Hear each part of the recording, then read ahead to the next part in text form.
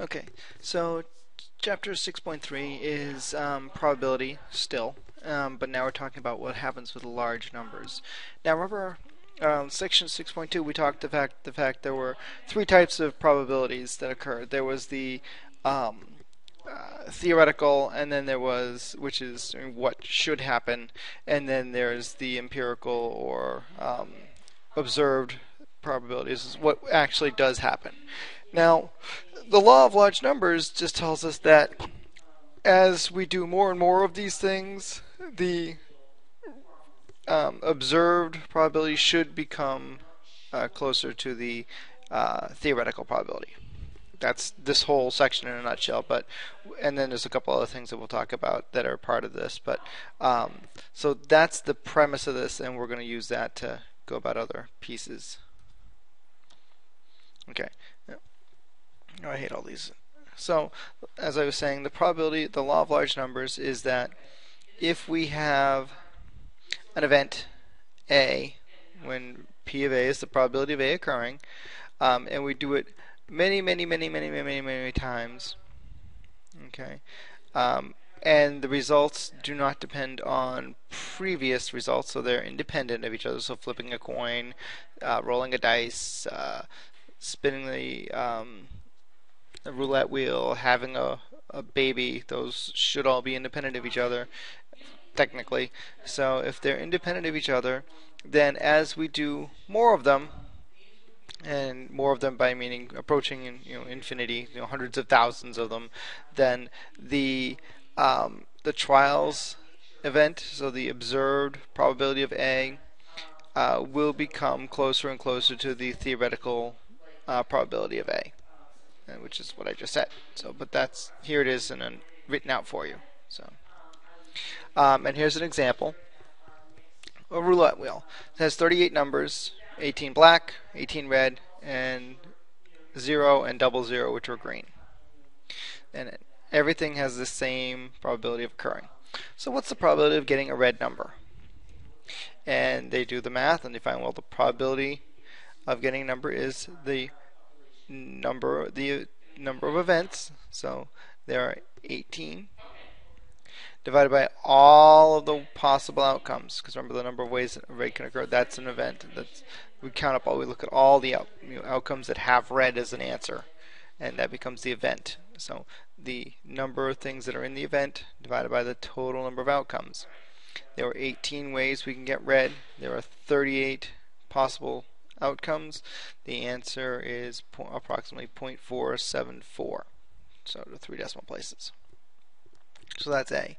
Now we're going to take that and we're going to use it into the law of large numbers, and we're going to say, well, if you spin the wheel 100,000 times, how many times should we expect to see a red number? Well, we should, because the law of large numbers tells us that as the more and more times we do it, that we get closer and closer to the theoretical value of 0.474. So it should happen about 47.4% of the time, which comes out to 47,400 red numbers in 100,000 tries. I mean, it's not going to be exactly that, because we know that, but we should be approaching that value. That's what the law of large numbers is telling us. So we use that to calculate what they call expected values. And an expected value is the weighted average of taking all the probabilities that we have and multiplying it by the value of each thing that occurs. And so we use this a lot when we're trying to figure out how much something could be worth. And one of the places they use it is, we're going to see it's in the lottery, or any time of stakes, game of chance. And we can, so any game of chance in the casino has an expected value, and it's usually negative. We prefer positive things. That's, we look at that if we're doing finance. We look at the value of a bond, and we get calculate the expected value of the bond based on how much interest we're going to get paid plus the money that we put into it over time. Remember, we have to then consider that, because that's something that gets paid in years from advance. But the same idea occurs. So to calculate the expected value, we take the value of the event, so what we're going to get from it, and multiply it by the probability of that event, plus the value of the next event times the probability of that event, and so on and so on and so on. I mean, we do this until we've experienced all the probabilities. And so here they say we have a lottery problem. We buy a $1 ticket. And these are the things that can happen. You have a 1 in 5 chance of getting a free ticket or your dollar back.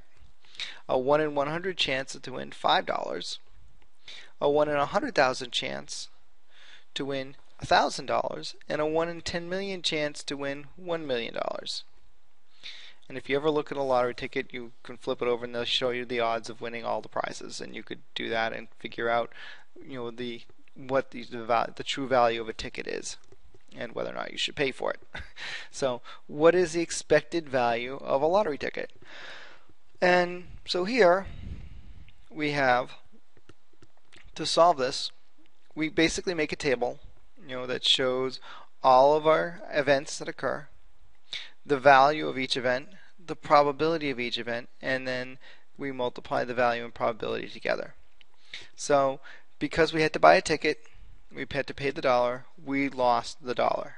Okay, the ticket price is negative because we've already spent it. It cost us money. It cost us $1. And the probability of that occurring if we buy the ticket is 100%. We're going to lose that dollar because we're not getting it back. So we multiply those two things together, and notice we get negative $1 times the probability, which is 1. We got negative $1. Now to win a free ticket, that happens 1 in 5 times, or 20%, or 0.2. Multiply those together, we get 20 cents. Winning $5 happens 1 out of 100 times. Well, the expected value of that is, sorry about that, 5 cents. Winning $1,000 happens 1 in 100,000 times. The value of that is 10 cents, 1 cent.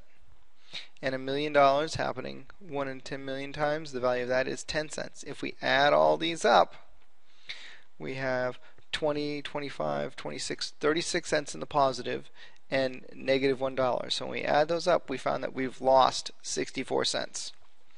So if we buy one ticket, we should expect to lose 64 cents. Well, that's not a big deal. But if we buy 1,000 tickets, we should expect to lose $640. So that's the idea behind this. And again, that $640 goes to the state, which then pays for other stuff. So I mean, it's a tax. You're being taxed 64 cents on every dollar, basically, that you spend over the long haul. That's if you were to buy lots of them. Okay, that's where this comes into effect.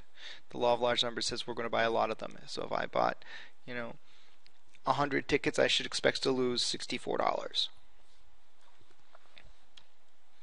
And this leads to the gambler's fallacy, because gamblers don't understand statistics usually, and they expect that there's a streak and that they're due, and so because if we assume that everything should happen, either you're going to win or you're going to lose, and we assume that to be 50%, but in most cases it's not. As you can see, here we had a 1 in 5 chance of winning, a 1 in 100 chance of winning, and we were expected to lose 64 cents. Well, the gambler's fallacy assumes that eventually we're going to go from bad luck to good luck, and we'll get our money back.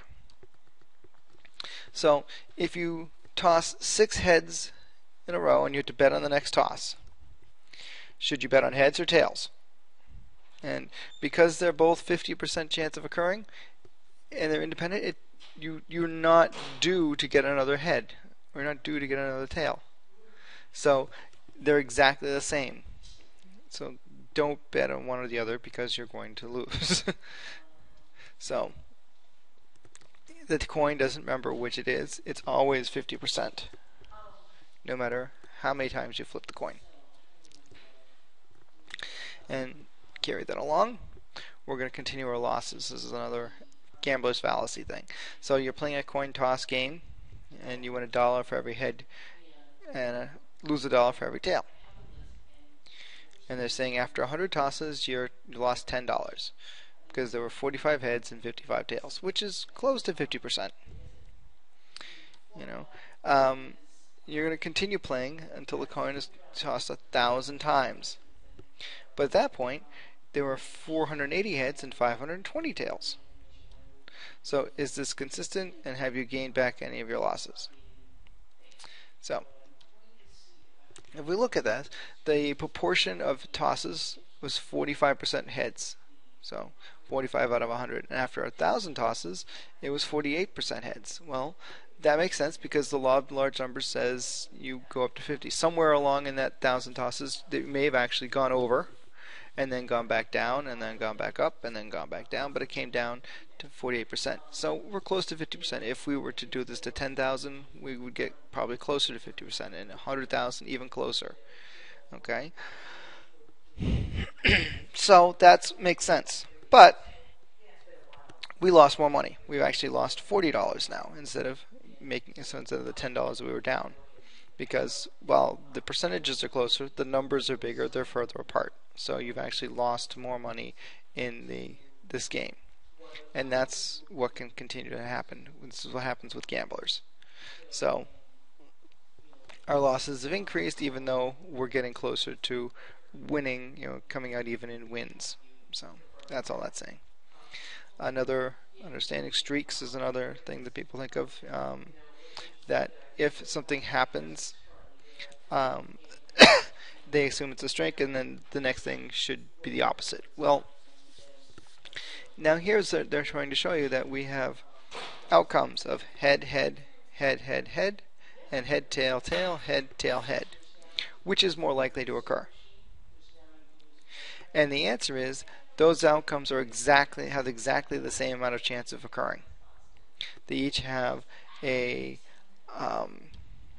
1 in 64 chance of occurring because there's 64 possible outcomes. Remember, outcomes are specific things. Events would be to say that this has 6 heads, this has 3 heads. 3 heads is going to occur far more often than 6 heads would. But the order in which it occurred will occur exactly the same amount of times. They each have a 1 in 64 chance of occurring. And that's what they're saying here. They're saying this one seems more natural because there's, it's heads and tails, whereas this one seems very streaky because it's all heads. Okay,